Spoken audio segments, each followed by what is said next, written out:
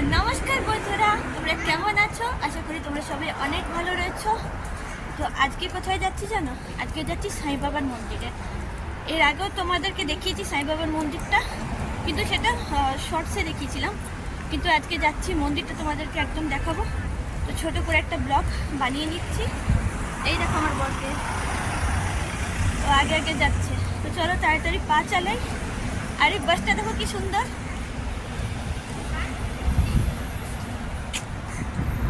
দারুণ বাসটা। চলো এখন সাই বাবার মন্দিরে যাই। আর সাই বাবার ইলফোর্ডের মন্দির রয়েছে, লন্ডন ইলফোর্ডেই আছে মন্দিরটা। তো চলো দেখতে থাকো ভিডিওটা। ফ্রেন্ডস, যেতে যেতে একটু দেরি হয়ে গেল, কারণ সামনে মার্কেটে চলে গেছিলাম, কিছু জিনিস নেওয়ার ছিল তার জন্য। আর সোমবার দিনই পাওয়া যায়, তো তার জন্য দেরি হয়ে গেল। আর আরেকটা জিনিস, বাবার জন্য দুধটা নিয়েছি, এই দুধটা দেব। খালি হাতে তো যাওয়া যায় না, তো আজকে সোমবারও, তো দুধটা দেব। আর দুধটা দিয়ে বাবাকে পুজোটা দেব। তো চলো দেখতে থাকো ভিডিওটা।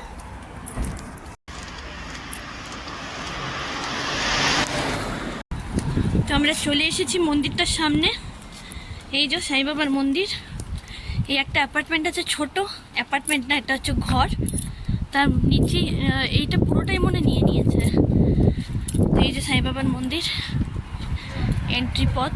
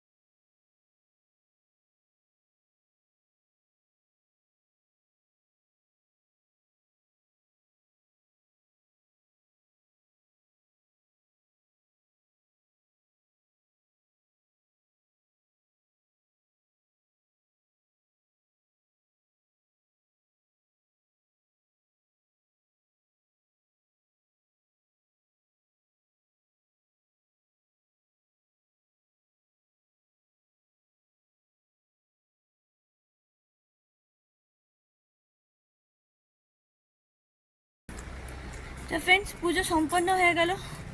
আরতিটা দেখতে পেলাম না, কারণ আরতি অনেক পরে আমরা গেছি। তো এই যে বিভূতিটা নিয়েছি মাথার মধ্যে। বিশাল ভাগ্যবান যারা সাই বাবার ভক্ত। আমি সাই বাবার ভক্ত বলে বলছি না, প্রত্যেকেই যারা যারা যে ভগবানের ভক্ত হোক না কেন, যে ধর্মেই তোমরা বিলং করো না কেন, প্রত্যেকেই খুব ভাগ্যবান যারা নিজের দেবতার কাছে বা নিজের ভগবানের কাছে আমরা যেতে পারি, সময় কাটাতে পারি। তো প্রত্যেকেরই যাওয়া উচিত। তো আমি তো গেলাম, আমার বড় যায়, এখন প্রত্যেকবার নিয়ে যায় আমাকে। প্রথমে বলে যাবো না, কারণ ওখানে গিয়ে না দাঁড়িয়ে থাকতে হয়। এবার বসারও রয়েছে, বসতে দেওয়াও রয়েছে, কিন্তু না বসতে চায় না। ও বলে সবাই দাঁড়িয়ে রয়েছে, আরতি হয়, তো অনেকক্ষণ ধরে হয়, 30 মিনিট ধরে, 25 মিনিট ধরে হয়। তো দাঁড়িয়ে থাকতে হয়, বলে পা ব্যথা করে, বলে এতক্ষণ দাঁড়িয়ে থাকতে পারবো না, তুমি যাও। কিন্তু প্রত্যেকবার বলার পরও আবার ও চলে যায়। দেখো হাসছে কেমন। তো প্রসাদও পেয়েছি, কলা আপেল প্রসাদ দিচ্ছে, যখন যেমন হয় সেরকম প্রসাদ দেয়। কখনো খিচুড়ি ভোগ দেয়, কখনো পায়েস দেয়। তো পায়েসটা একবারই দিয়েছিল, সেটা অসাধারণ খেতে লেগেছিলো। সেই পায়েসের স্বাদ আজও ভোলার নয়, কিন্তু তারপর থেকে দেয়নি আর পায়েস। সেই পায়েসের কি বলবো, এত ভালো ছিল ভোগটা পায়েসটার, সেই লোভে যেতাম যদি আবার একবার পাই ওই পায়েসটা। সত্যিকারের ভোগের প্রসাদ, তুমি যতই ঘরে বানাও না কেন, এরকম স্বাদ কিন্তু মন্দিরের যে ভোগ হয় সেই ভোগেই পাওয়া যায়। বা আমরা যখন বাড়িতে সাধারণত পুজো আর্চা করি বলো, যখন ভোগ রান্না করি, ঠিক তখনই ওই স্বাদ পাওয়া যায়। তাছাড়া আমরা যাই করি না কেন, ভোগের স্বাদ আনা যায় না। যেমন পুজোর গন্ধ, দুর্গা পুজো যেমন, বা যে কোনো ফেস্টিভ্যাল বলো, তো বাতাসে যেন একটা গন্ধ ছড়িয়ে যায়। শরৎকালের যেমন ফুলগুলো ফোটে ওঠে, তো শরৎকালের ফুলগুলো, কাশ ফুলগুলো তো সবসময় ফোটে না, তাই না? এই দেখো হেসেই যাচ্ছে। তো এই যে এখানে রয়েছে প্রসাদগুলো, দেখো প্রসাদটা। আর এর মধ্যে সাই বাবার উদিও নিয়েছি, নিয়ে যাচ্ছি ওকে। যাই হোক, বাড়ির উদ্দেশ্যে রওনা দিচ্ছি। আর তোমাদেরকে মন্দিরটা দেখালাম, ছোট করে ব্লগটা করলাম। সাই বাবার মন্দির এটা ইলফোর্ডে রয়েছে, লন্ডনের ইলফোর্ড। তো তোমরা যদি লন্ডনে ইলফোর্ডে থাকো অতি অবশ্যই এসো। আর এই ভিডিওটার মধ্যে তুমি স্কার্ফের নানান রকম ব্যবহার দেখতে পারবে। আমার বরটা হেসে হেসে মরছে যে কতবার কোন কোন রূপ তুমি চেঞ্জ করছো। তিনবার স্টাইল চেঞ্জ করেছে, হাওয়াতে উড়ে যাচ্ছে স্কার্ফটা, ধরে রাখতে পারছি না। তো যেভাবে হোক মানে পেঁচাচ্ছি স্কার্ফটাকে। আর বিশাল ভালো গরমের মধ্যে না ওই সোয়েটার বা জ্যাকেট তো পরতে পারছে না, স্কার্ফটা হাওয়াটাকে অন্তত আটকাচ্ছে। তো চলো আজকের মতো ভিডিওটা এতটাই। এখন যাব বাড়িতে গিয়ে চাটা খাবো। পনির করেছিলাম, আলু ফুলকপি ভাজা করেছি, দুপুরে খেয়েছি, রাতে খাবো। তো চলো ভিডিওটা এখানে এন্ড করছি।